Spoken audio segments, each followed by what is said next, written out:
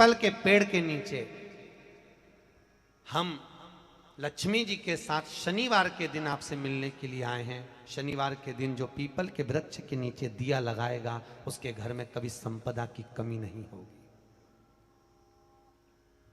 सारे दिन पीपल के वृक्ष के नीचे हमारा निवास होगा। आज भी नियम है, जिसको शनि लग जाता है एक काजल की डिब्बी ले लो और काजल की डिब्बी को 21 बार उतार कर उसको एकांत में जाकर जंगल आदि में एकांत में किसी पेड़ के नीचे इतना सा खड्डा खोद कर उसमें काजल की डिब्बी को डाल दो और मिट्टी से पूर दो, उस व्यक्ति का शनि समाप्त हो जाता है।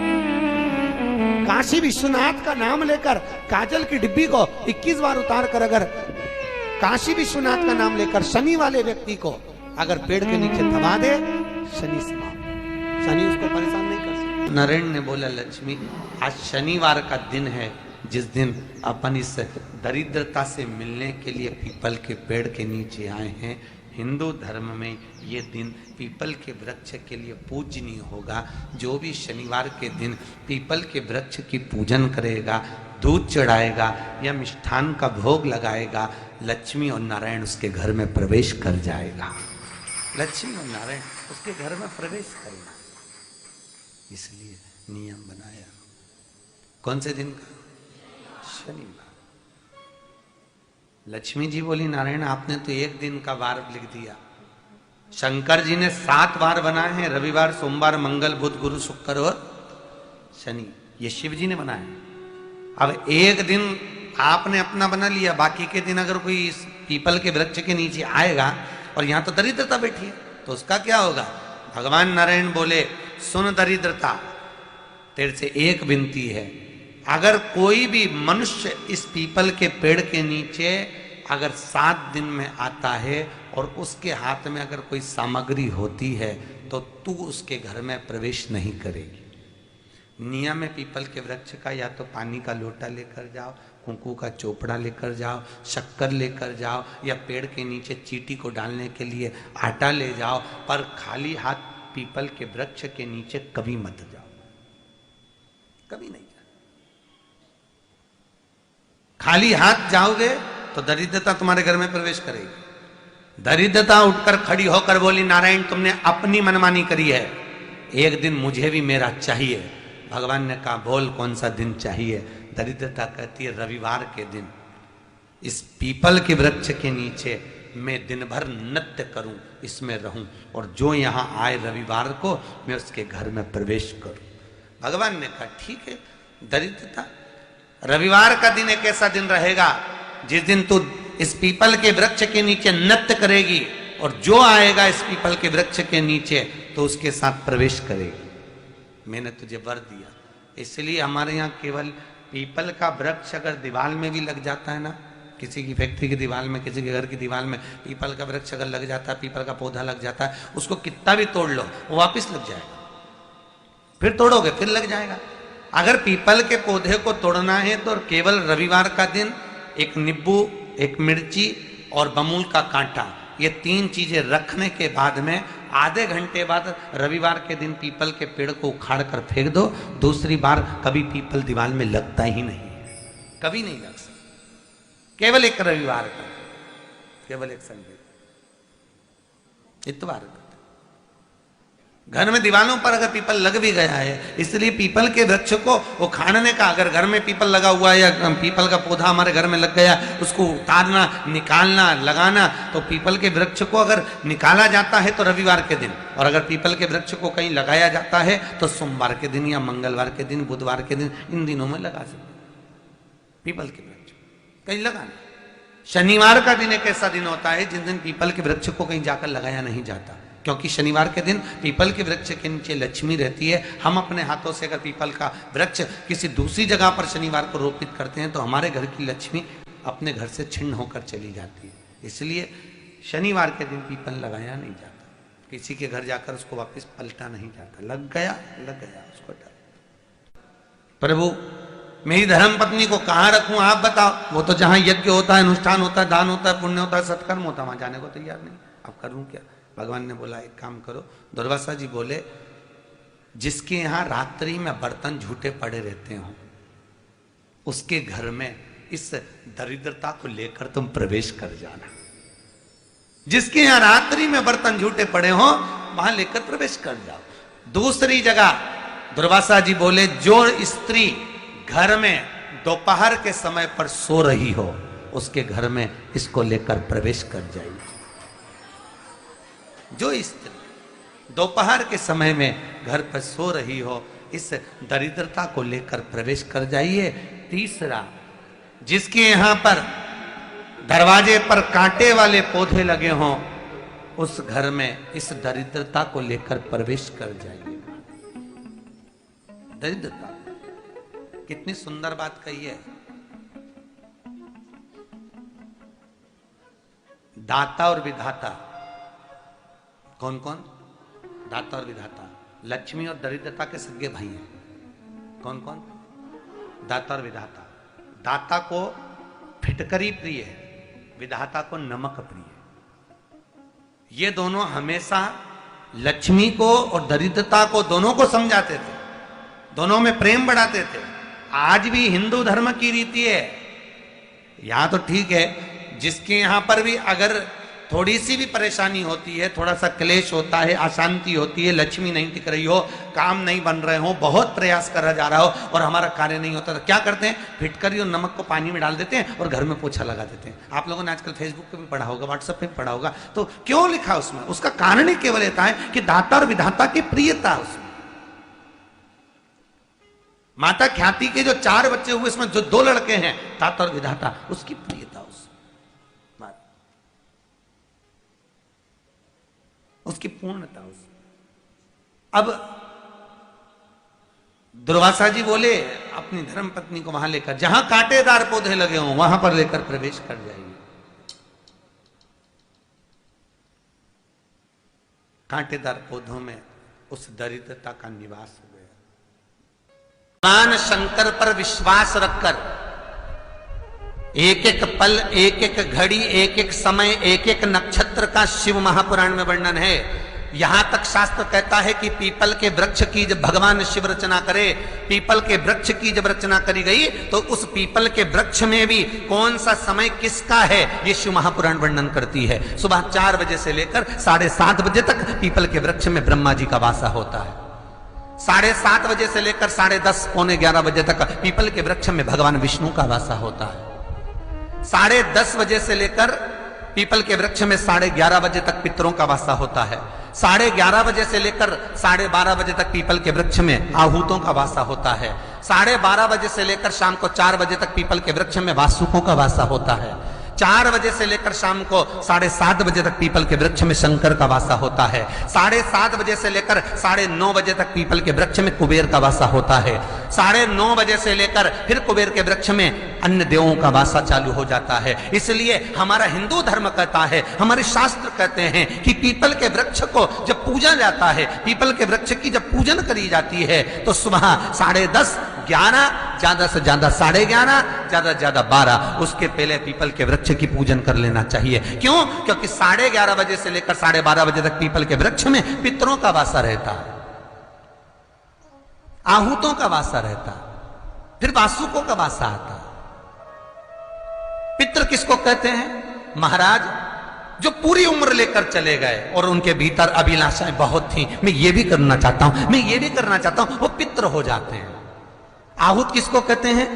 जिस माता के गर्भ में बच्चा जन्म ले और मर जाए, या 6 महीने का गर्भ धारण करने के बाद अवर्षण हो जाए, जीव पड़ने के बाद 6 महीने के बाद अगर बच्चा गर्भ में भी शांत हो जाता है, कुंवारी अवस्था में शांत हो जाता है, जिसका विवाह नहीं हुआ ऐसा बच्चा जब शांत हो जाता है, अधोगति में कोई मर जाता है, सुसाइड कर एक्सीडेंट में किसी भी रूप में मर जाता है, तो वो आहूत कहलाता है। और बहुत ध्यान देना साहब, शिव महापुराण की कथा कहती है पितरों को भाग मिलता है, इसलिए पितृ तृप्त रहते हैं। अमावस्या के दिन दोष काल में, प्रदोष के समय पर, प्रदोष काल में शाम के समय पर जाकर किसी भी नदी, तालाब, बावड़ी, कुआं, कहीं ना कहीं जो आपके पास में हो, वहां पर एक घी का दिया बत्ती का मुंह दक्षिण की ओर कर कर अवश्य जला कर जाना, सारे पितृदोष समाप्त हो जाएगा, सारा पितृदोष समाप्त। अमावस्या के दिन किसी भी जलाशय के पास में, नदी, तालाब, बावड़ी, कुआं, जो आपके शहर में, आपके गांव में, आपके नगर में हो, वहां जाकर लगा दे। अगर नदी, तालाब, बावड़ी, कुआं नहीं है तो पीपल का वृक्ष हो या बेलपत्री का वृक्ष हो या बट का वृक्ष हो, उसके नीचे लगा दो प्रदोष काल में। पर अमावस्या के दिन लगाएं जरूर। क्यों? क्योंकि अमावस्या के दिन पितृ शाम के समय प्रदोष काल में शंकर भगवान का नाम जाप कर कर नदी, तालाब, बावड़ी पर पानी पीने जाते हैं। वहां से जल का आचमन कर कर पितृ अपने लोक को चले जाते हैं प्रदोष काल के समय पर। इसलिए प्रदोष काल में जलाशय के पास में, बावड़ी, कुआं, नदी, तालाब के किनारे पर दिया लगाया जाता है दक्षिण की ओर मुख कर कर बत्ती का, तो पितृ आशीर्वाद देते हुए जाते हैं कि फलो फूलो, आगे बढ़ो, उन्नति करो, तरक्की करो। ये पितरों का आशीर्वाद रहता है, पितरों का वर रहता है। आप देंगे उसको मिलेगा। पितृदोष है, ये आपको कैसे मालूम पड़ेगा?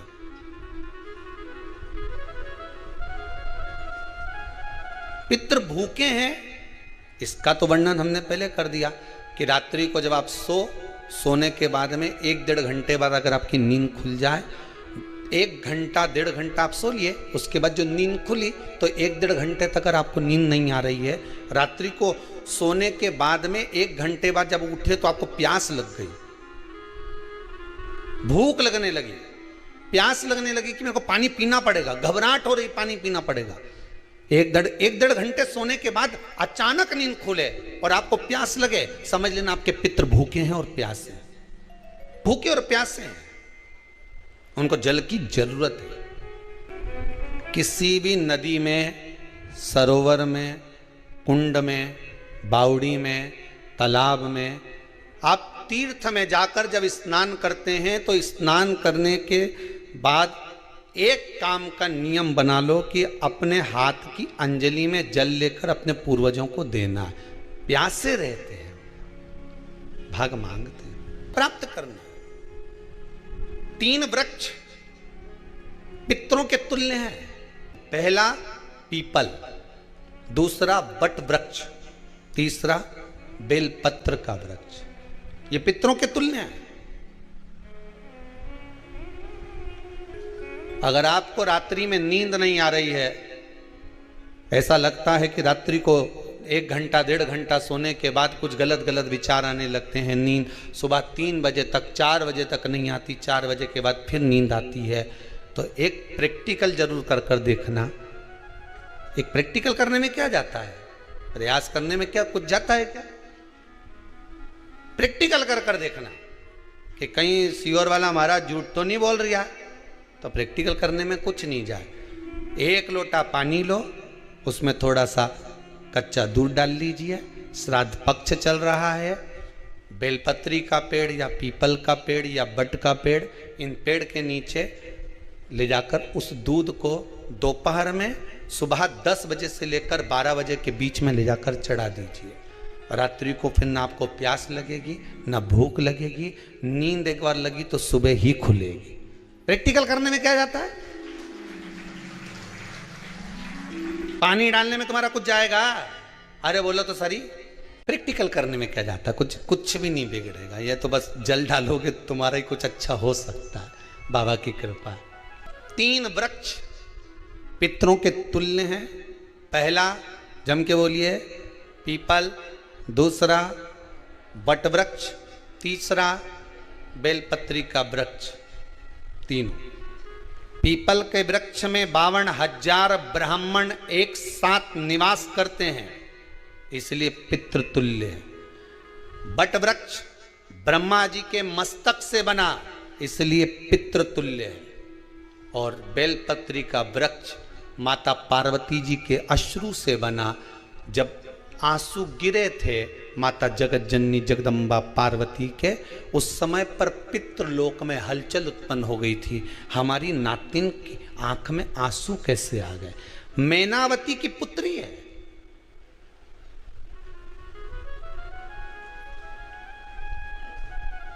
पितरों की नातिन, इसकी अश्रु कैसे गिर गए?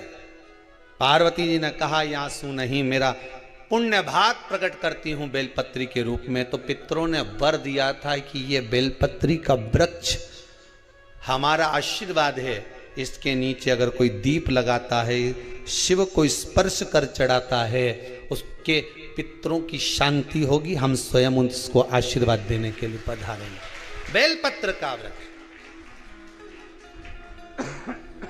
पितृतुल्य। तो रात्रि को अगर भूख लग रही है, प्यास लग रही है, तो पितृदोष। दूसरा पितृदोष का लक्षण बताया, घर में कोई शुभ कार्य ना हो, वंश की वृद्धि ना हो, 1 रुपये कमाओ, 1.25 रुपये खर्च हो रहे हैं, पैसा 10 जगह से कमाई आ रही है पर घर में टिक नहीं पा रही है, आया गया, पितृदोष।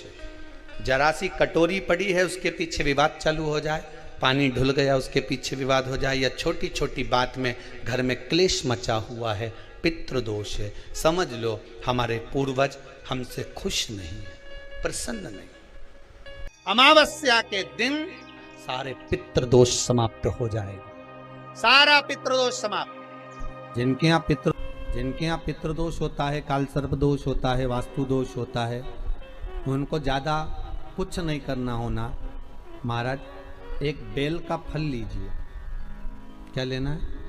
बेल का फल, बेलपत्री का जो फल होता है उसको ले लो, उसके अंदर का जो गुर्दा होता है, अंदर का जो भाग होता है उसको निकाल लीजिए, और उस बेल के फल में आटा सेक कर उसमें शक्कर मिलाकर उसको उसके अंदर भर लीजिए। अमावस्या के दिन सुबह 10 बजे से पहले उस बेल फल में जिसमें तुमने पंजेरी भरी है, आटा सेक कर भरा है शक्कर के साथ में, उसको अपने घर में घुमाने के बाद में जिसको काल सर्प दोष बताया है, पितृदोष बताया है या वास्तु दोष का स्मरण बताया है, घर में सब दूर घुमाकर अपने परिवार का हाथ का स्पर्श कराकर पीपल के पेड़ के नीचे तक खड्डा खोदकर उस बेलपत्र के उस फल को दाब दीजिए, उस फल को उसमें दबा दीजिए।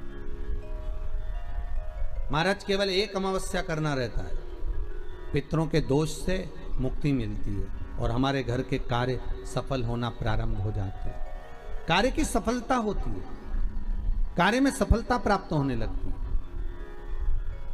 हम तो कई बार कहते हैं महाराज जी, अगर ऐसा लगे किसी औषधि को आप ले रहे हैं, मालूम पड़े कि औषधि आपको लग नहीं रही है, शिव महापुराण की कथा कर रही है, मान लो औषधि आपको नहीं लग रही, आपने औषधि बहुत दिनों से ले रहे हो, कोई दवाई, मान लो आप किसी भी दवाई को ग्रहण कर रहे हैं और वो औषधि लगी नहीं रही है, वो शरीर को लगी नहीं पा रही और आप ठीक ही नहीं हो पा रहे, 15 दिन हो गए, 8 दिन हो गए, बताओ, उतना की उतना ही कैटरीना है, उतना ही उतना अपना भरा हुआ, वही की वही लीवर, वही की वही किडनी, वही की वही स्मरण, सभी कुछ वही वही है, उतने की उतना ही। बीपी भी ऊंचा नीचा चल रहा है पर लेवल में नहीं आ रहा, शुगर भी लेवल में नहीं आ रही, तो प्रयास करा करो महाराज, बेलपत्री के फल का जो गुर्दा है, अंदर का जो भाग है फल का, उसको पानी में गला लीजिए और प्रदोष कम से कम प्रदोष नहीं हो और बीमारी जरा दवाई लगी नहीं रही हो तो बिना प्रदोष के भी कर सकते हो, उसको पानी में गलाइए। आधा घंटा पानी में, जैसे आपको सुबह मंदिर जाना है 10 बजे, तो सुबह स्नान कर कर कम से कम 6:30-7 बजे उसको पानी में गला दीजिए और उस बेले के फल का गुर्दा से गला हुआ पानी शिव जी को ले जाकर समर्पित कर दीजिए। महाराज उस पानी में से थोड़ा सा 1 चम्मच पानी शिव जी पे चढ़ा हुआ लेकर आ जाइए। उस पानी को जो बीमार व्यक्ति है उसको औषधि देने से पहले मात्र आधी चम्मच से भी आधा चम्मच उसको दे दीजिए। भगवान शंकर का श्री शिवाय नमस्तुभ्यम का जाप कर कर उस पानी को देने के बाद अगर आप औषधि देंगे तो ये पक्का है कि औषधि अपना कार्य करना प्रारंभ कर देगी और वो स्वस्थ होना प्रारंभ हो जाएगा। वो स्वस्थ हो औषधि के लिए 7 स्थान शिवलिंग के बताए हैं जहां पर भूल से भी अगर कोई चंदन की उंगलियां लगा देता है, 7 स्थान ऐसे हैं जहां चंदन की मात्र उंगलियां लगा देने से ही शिव पितृलोक के पितरों को मुक्ति प्रदान करके वैकुंठ लोक का निवास दे दिया। 7 स्थान,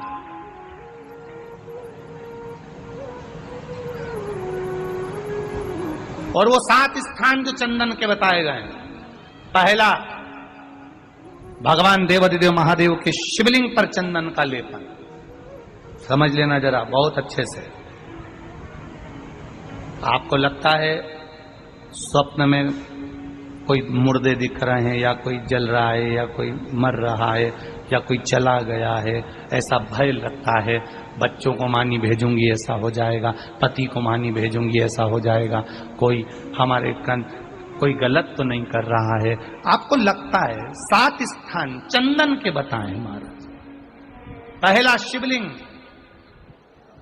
दूसरा जहां गणेश जी का स्थान है, मालूम है ना सबको, जम के बोलो जरा, मालूम है ना सबको, जहां गणेश जी का स्थान है वहां अलग से गणेश जी बैठे, वहां नहीं। शिवलिंग में जलाधारी के ठीक सामने राइट में गणेश, लेफ्ट में कार्तिकेय, बीच में अशोक सुंदरी। तो पहला चंदन बाबा के शिवलिंग पर, दूसरा गणेश जी पर चंदन की उंगली, तीसरा षडानंद कार्तिकेय पर चंदन की उंगली, चौथा अशोक सुंदरी पर चंदन की उंगली, पांचवा जलाधारी पर चंदन की उंगली, छठा जो शिवलिंग का जल बह रहा है इसके ठीक विपरीत की ओर चंदन की उंगली, और 7वां चंदन नंदी के मस्तक के ऊपर जो 2 सींग लगे रहते हैं उस पर चंदन की उंगली। ये कब लगाई जाती है?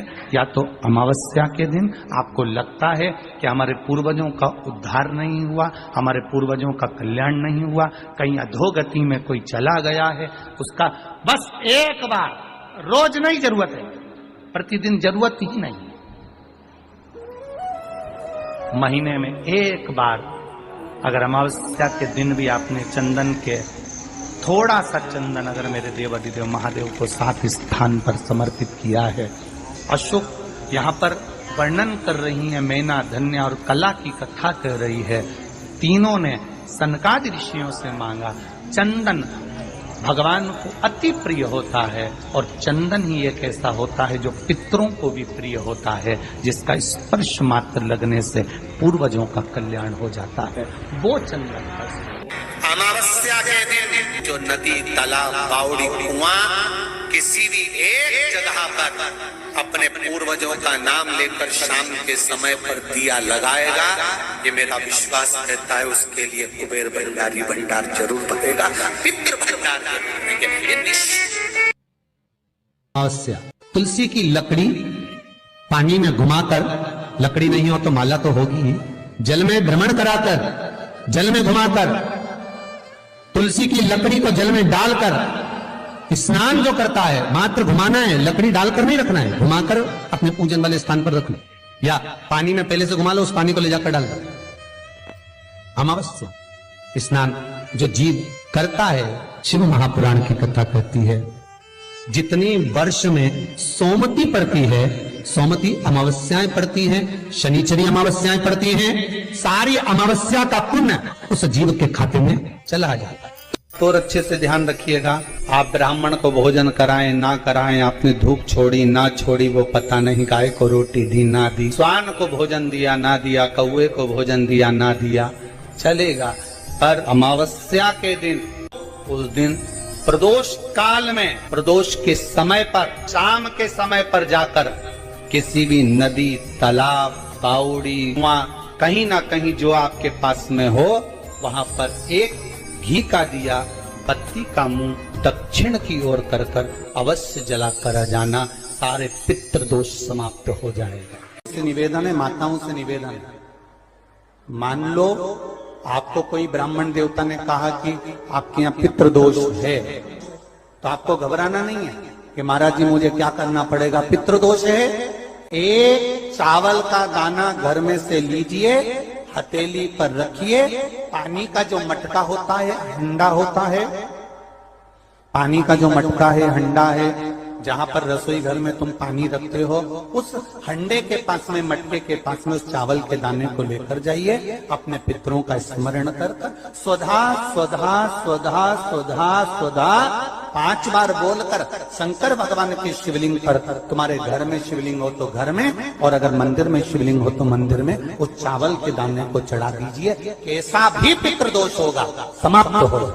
कि गाय जब अपने बछड़े को दूध पिलाए और बछड़े के मुख पर जो फेन आए, उस फेन को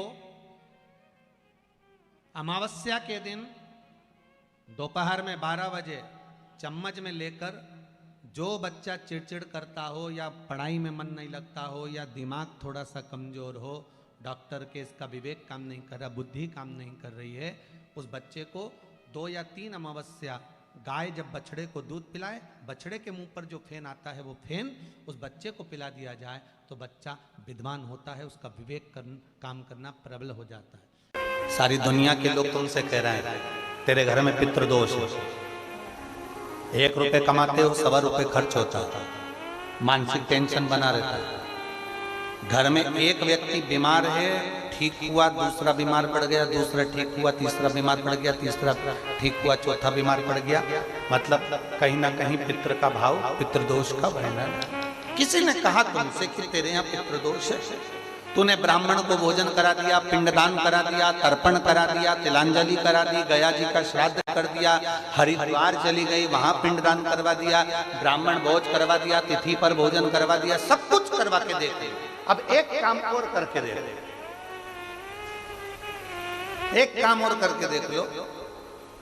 जब तुम घर में भगवान शंकर की आरती, तुम्हारे घर में शंकर जी का शिवलिंग है, भले काय का भी हो, छोटा सा, भले सियोर का कंकर शंकर हो, नर्मदा का कंकर हो, चाहे शंकर पारद के हो, पीतल के हो, स्टील के हो, लकड़ी के हो, जिसके भी हो, लोहे के हो, पाषाण के हो, जिसके भी हो, शंकर का शिवलिंग अगर हमारे घर में है और आप रोज प्रतिदिन भगवान की आरती करते हो, प्रतिदिन, और आपको लग रहा है कि मेरे यहाँ तकलीफ चल रही है, ये ठीक ही नहीं हो रही, लगभग 1.5 महीना आप कम से कम 45 दिन, 1.5 महीने के करीब में ऐसा प्रयास करना कि भगवान की आरती, शंकर भगवान के शिवलिंग की आरती करने के बाद उस दिए को भगवान के सामने मत रखो, उस दिए को उठाकर जहां तुम पानी का मटका रखते हो, हंडा रखते हो, जिससे तुम पानी पीते हो, तुम्हारे रसोई घर में जो पानी का मटका, हंडा, बाल्टी, आरओ का पानी जिस मटके में गिरता है, हंडे में गिरता है, जिसको हमारे यहाँ पितरों का स्थान कहते हैं,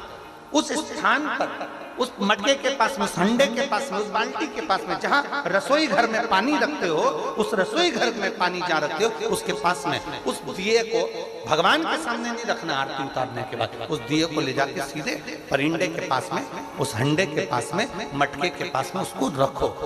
केवल 1.5 महीना कर देखना, 1.5 महीने के बाद तुम्हें मालूम पड़ेगा कि हम वापिस उन्नति की सीढ़ी पर चढ़ना प्रारंभ कर दिए, हमें फल मिलना चाहिए। अब तुम्हें ना कहीं जाना है, ना कहीं आना है, ना कोई खर्चा है। खर्चा है क्या? ईमानदारी से बोलो, कोई तुम्हारा लाखों का रुपया लग गया क्या? रोज आरती करते हो रोज आरती। बस आरती का नियम बना लो कि हमको पितृदोष किसी ने बोला है, हमारे घर में अशांति है, पितृदोष है, कोई कह रहा है कि तुम्हारे घर में पितृदोष है, हमने सब कुछ करके देख लिया, अब हमें ये करना है कि महादेव की आरती जब होती है तो उसकी ज्योत का दर्शन करने पर 1000 कपिला गाय के दान का पुण्य मिलता है। तो ये पुण्य हम हमारे पितरों को देते हैं, जिससे उनकी मुक्ति हो जाए और हमें आशीर्वाद प्राप्त। उस दिए को नीचे नहीं रखना, आरती उतारने के बाद आरती पूरी हो जाए तब उस दिए को ले जाकर, जब आप ले जाकर उसको रखें तब उस स्थान पर रखें जहां पितरों का स्थान।